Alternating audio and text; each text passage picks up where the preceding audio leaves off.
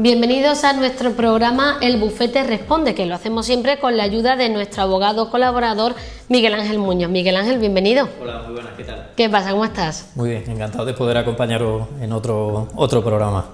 El programa del día de hoy trata sobre las hipotecas multidivisas. ¿Qué son, Miguel Ángel? A ver, básicamente sé que tiene un nombre un poco extraño, que es así muy llamativo, pero bueno, vamos a traducirlo al cristiano, por decirlo de una manera coloquial. Básicamente, ¿qué es? Bueno, es un tipo, una modalidad de préstamo hipotecario que ofrecieron durante un determinado tiempo las diferentes entidades bancarias, con la principal particularidad que lo que es el préstamo hipotecario se constituye en base a o digamos con una condición, y es que se va a calcular en base a una moneda extranjera que no es el euro, nuestra moneda de curso legal, con lo cual genera una serie de problemas, o no es digamos un producto tan atractivo para los consumidores, para los prestatarios, para los clientes del banco, como los bancos hicieron creer a muchos consumidores que, digamos, cayeron en la trampa en ese sentido, pensando que habían firmado un producto mucho más atractivo que otro.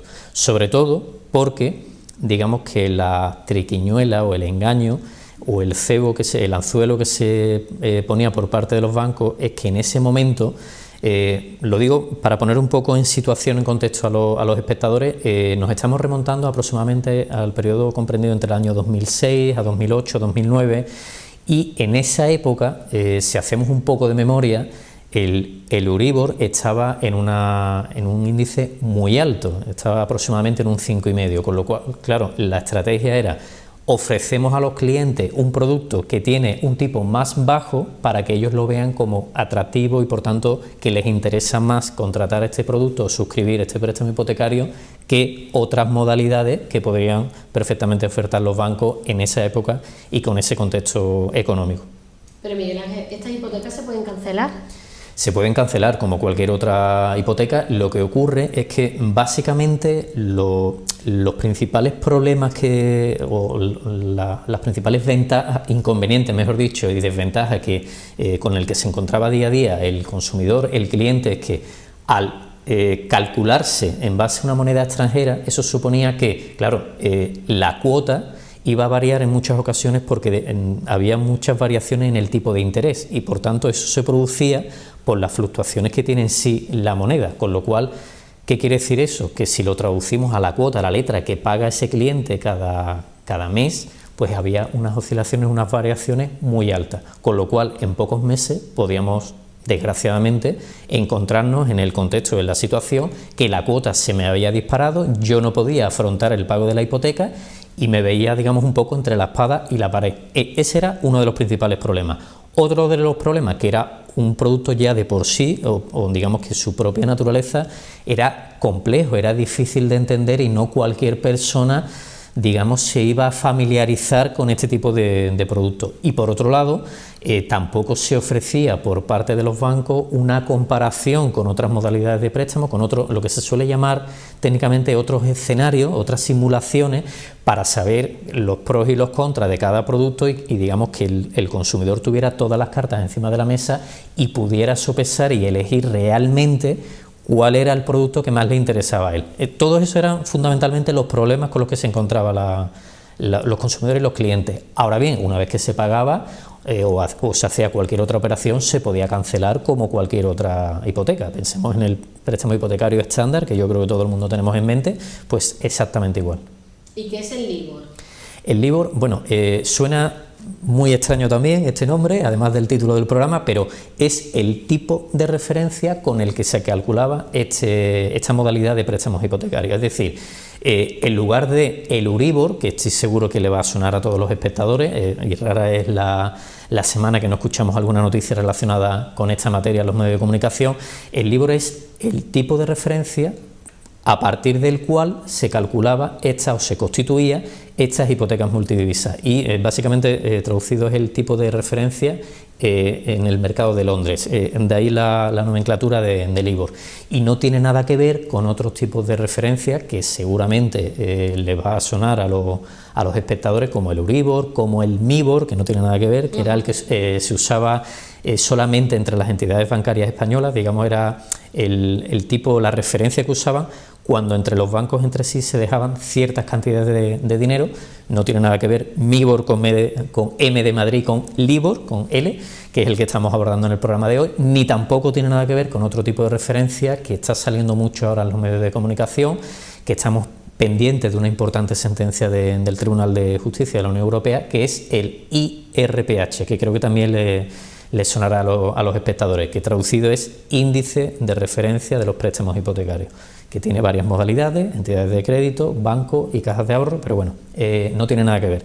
Pero para responder a tu pregunta, Rocío, es el tipo de referencia con el que se calcula o con el que se constituye esa hipoteca multidivisa. Y otra cosa distinta, como yo he señalado anteriormente, es la moneda con la que se va a calcular las cuotas y, digamos, todo lo que sería el cuadro de amortización de ese préstamo hipotecario, para que el cliente sepa cuántas cuotas tiene que pagar y qué va a pagar desde el principio hasta el final del préstamo. Y normalmente se solía utilizar varias divisas, varias monedas extranjeras, o bien el dólar, que como saben los espectadores es la moneda oficial de los Estados Unidos. En segundo lugar, en algunas ocasiones se usaba los yenes, la moneda oficial de Japón, y en la mayoría de los casos se solía decantar por los francos suizos. Eran fundamentalmente las principales divisas con las que se calculaba este tipo de hipoteca. En las hipotecas cada una tienen sus problemas, ¿no? Sus inconvenientes, tendrán ventajas y sus inconvenientes, pero esta hipoteca especialmente tiene ¿nos puede acarrear algún tipo de problema?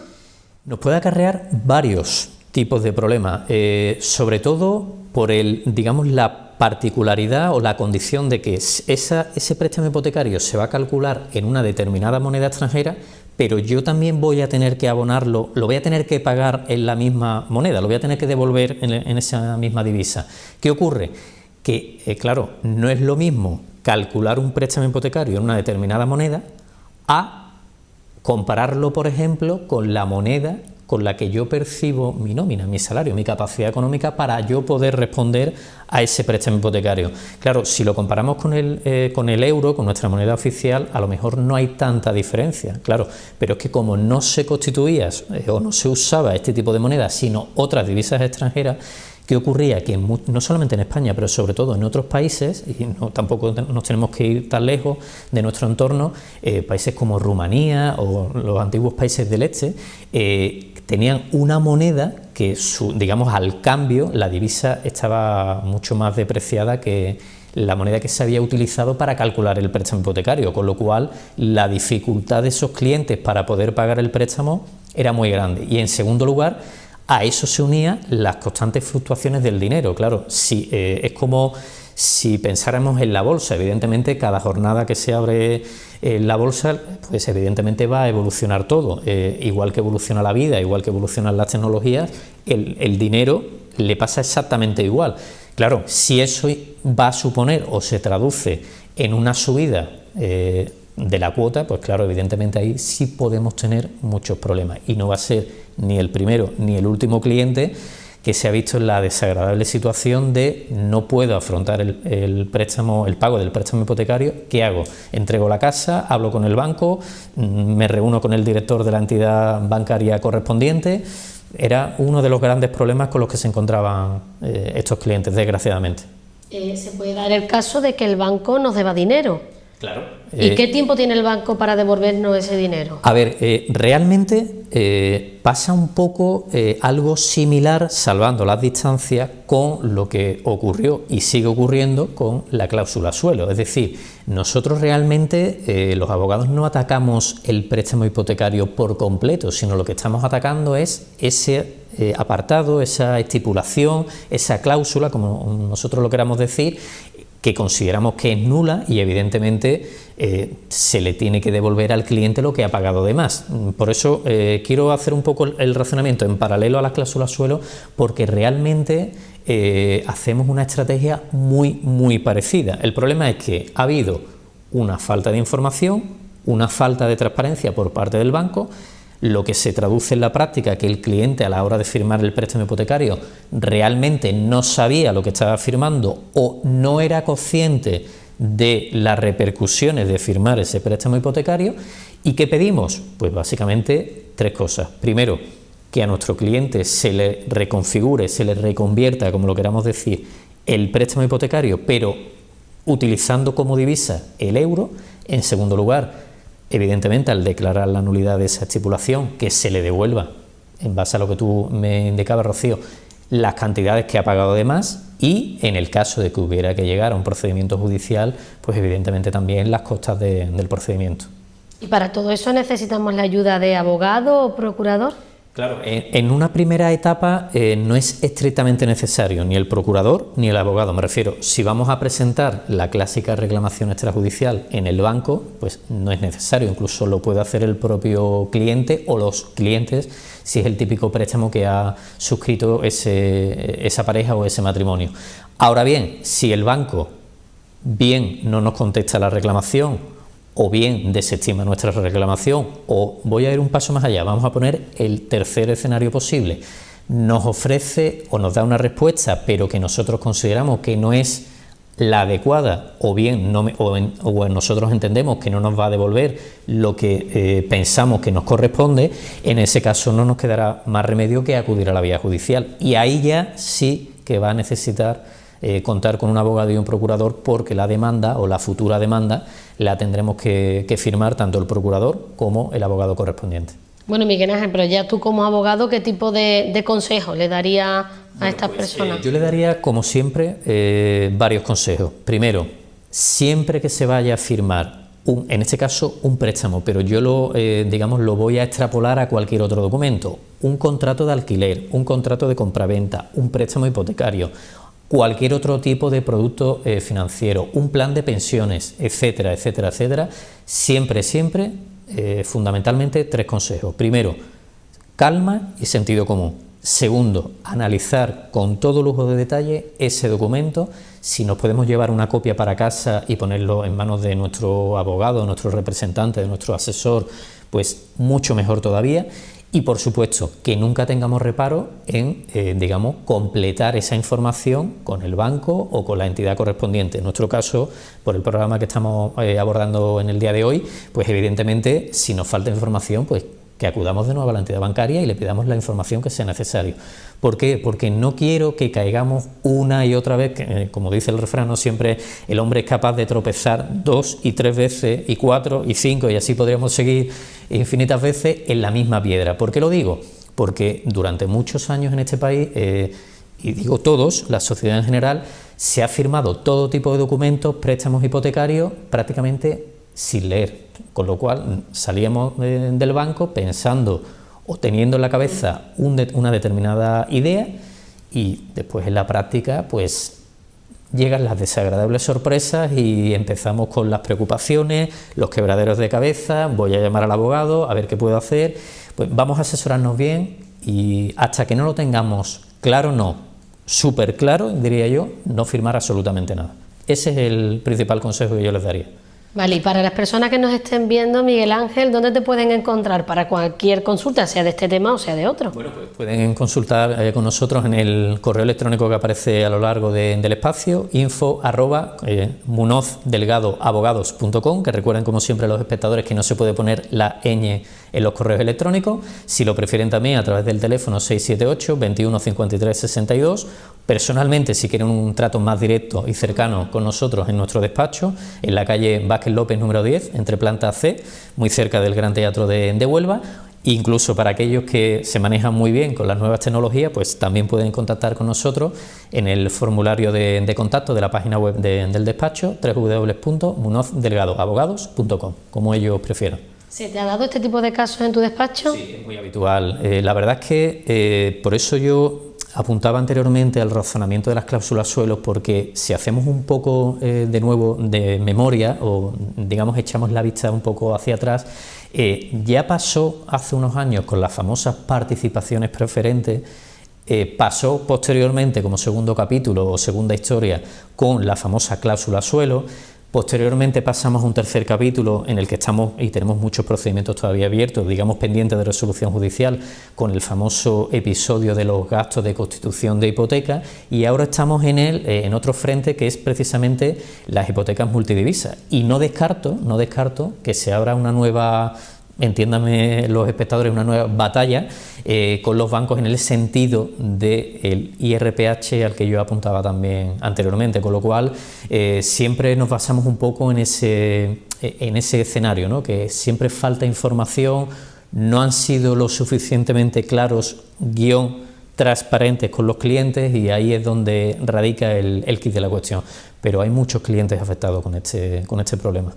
Pues si te parece, Miguel Ángel, pasamos al apartado en el que nuestros seguidores pues nos envían las preguntas al correo electrónico info@munozdelgadoabogados.com para hacer cualquier pregunta del tema que estamos tratando en el día de hoy. Comenzamos, si te parece, con Marina. Dice: hola, me llamo Marina y hace unos 8 años firmé una hipoteca multidivisa, pero hace poco escuché en la televisión que son ilegales. ¿Eso es cierto? Bueno, a ver, sí y no, me explico. Vamos a responderle, pero vamos a hacer la respuesta completa. La hipoteca multidivisa por sí sola no es ilegal. Ahora bien, si se demuestra que ese cliente, en este caso nuestra espectadora Marina, cuando suscribió el préstamo no fue suficientemente informada y por tanto el banco o la entidad bancaria X, la verdad es que no lo menciona en la pregunta, pero bueno, la entidad que sea no le ha informado correctamente y hay una falta de transparencia, en ese caso sí se debería considerar como una condición o una estipulación nula y por tanto en ese caso sí sería, digámoslo, ilegal, para responder a la pregunta de esta espectadora. ¿Por qué lo digo? Porque, si me permite, Rocío, voy a hacer un breve resumen. Digamos que el punto de inflexión que ha desencadenado todo este escenario en el que nos estamos moviendo es una famosa sentencia también del Tribunal de Justicia de la Unión Europea del año 2017, de septiembre del año 2017, que, al igual que ocurrió con las famosas cláusulas suelo, fue quien, digamos, rompió la balanza en favor del lado más débil o del patito feo de la historia, vamos a decirlo así, de los consumidores, de los clientes, de los prestatarios. ¿Por qué? Porque voy a resumir el caso porque creo que es muy interesante para que los espectadores entiendan realmente el problema que conlleva o que puede acarrear las hipotecas multidivisas. Era un matrimonio rumano que suscribe un préstamo hipotecario para pagar, en este caso, adquirir una vivienda, pero con la particularidad que lo contrata con los francos suizos como divisa encargada de devolverse el préstamo en esa moneda. ¿Qué ocurre? Que ellos eran ciudadanos romanos y evidentemente su nómina la percibían en la moneda oficial de ese país, por tanto no tenían nada que ver con la moneda con la que tenían que devolver el préstamo. Eso hizo que presentaran la demanda. Ojo, en primera instancia no le dieron la razón al banco, siguieron recurriendo hasta que llegaron al Tribunal de Justicia de la Unión Europea y digamos que plasmó ese razonamiento, es decir, al igual que pasó con las cláusulas suelo, llegó a la conclusión el tribunal que esa condición impuesta, no negociada, impuesta, es decir, que ellos no tuvieron la posibilidad ni de negociar ni de pactar el contenido de la misma, les obligaba a devolver el préstamo en esa moneda, y eso evidentemente afectaba al objeto principal del contrato, o dicho de otra manera, era una característica fundamental de ese préstamo hipotecario. Declaró nulo el préstamo hipotecario con la obligación de reconvertirlo o reestructurarlo o reconfigurarlo al euro y condenó a la entidad bancaria a devolverle las cantidades pagadas de más, ojo, y por supuesto con todos los intereses devengados hasta la fecha en la que recayó la sentencia, concretamente de 20 de septiembre del año 2017. Pues nuestro amigo Juan nos dice: necesito abogado o procurador para reclamarle al banco lo que me debe. Lo habíamos hablado antes. No sé exactamente en qué punto se encuentra este espectador, me refiero, no sé si es que ha presentado la reclamación extrajudicial o es que ya le ha dado contestación el banco o ni siquiera le ha contestado y está planteándose seriamente este espectador ya, pues digamos, dar el siguiente paso y acudir a la vía judicial. En ese caso ya sí tendría que asesorarse y buscarse un abogado y un procurador. Es más, yo recomiendo que incluso para presentar la reclamación se asesoren, porque nosotros, por ejemplo, en el despacho intentamos siempre hacer un cálculo previo de las cantidades que pueden devolverle al cliente, porque claro, no es lo mismo ir ya con un escenario más o menos preconcebido y saber más o menos la horquilla por donde nos podemos mover, a ir un poco a ciegas y no sabemos, o tenemos que ser un poco, por eso yo decía en la primera parte del programa, Rocío, siempre, no es que seamos desconfiados, que también, sino que tenemos que ser prudentes y no sabemos si lo que nos va a ofrecer el banco, si es que nos ofrece algo, realmente es lo que nos corresponde que nos devuelva. Cuidado con eso, que también quiero dejarlo muy, muy claro.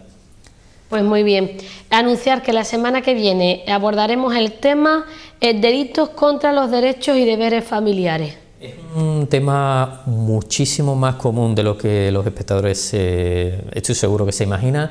Estoy seguro que hay un caso que les va a resultar muy familiar. Llevamos muchos meses en los medios de comunicación hablando del famoso caso de Juana Rivas, del tema que si había secuestrado a los niños, que si le correspondía al padre, que si le correspondía a ella. Hemos visto también un poco, hemos seguido con todo lujo de detalle el procedimiento judicial. Esa es una de las figuras que vamos a abordar. ¿O qué pasa con el clásico problema de soy un padre, tengo a mi cargo 1 o 2 hijos, tengo que abonar la pensión de alimentos y no puedo, y me han denunciado, ¿qué hago? Todo eso, lo dejo ahí, no lanzo nada más. Sí, lo dejamos ahí, dejamos, ¿cómo se dice? ¿El misterio sin resolver? Claro que sí, para que nuestros seguidores pues nos acompañen aquí en Canal Luz en el Bufete Responde. Pues como siempre, Miguel Ángel, muchísimas gracias. A vosotros, y si me lo permitéis también, Rocío, darles las gracias una vez más a los espectadores por el seguimiento, porque no es la primera vez que me han llamado incluso o nos han llamado al despacho clientes simple y llanamente para felicitarnos por el programa, no para hacernos ni siquiera una consulta, cosa que evidentemente estamos encantados de atenderlo, con lo cual pues muy orgulloso de aportar en mi caso en concreto, este pequeño granito de arena, y por supuesto a vosotros, Rocío, por llevar la batuta del programa. Muy bien, ya, bueno, pues lo dicho, ¿no? Muchísimas gracias por estar ahí, por seguirnos cada semana en este que es su Bufete Responde. Nos vemos la semana que viene, aquí en Canal Luz.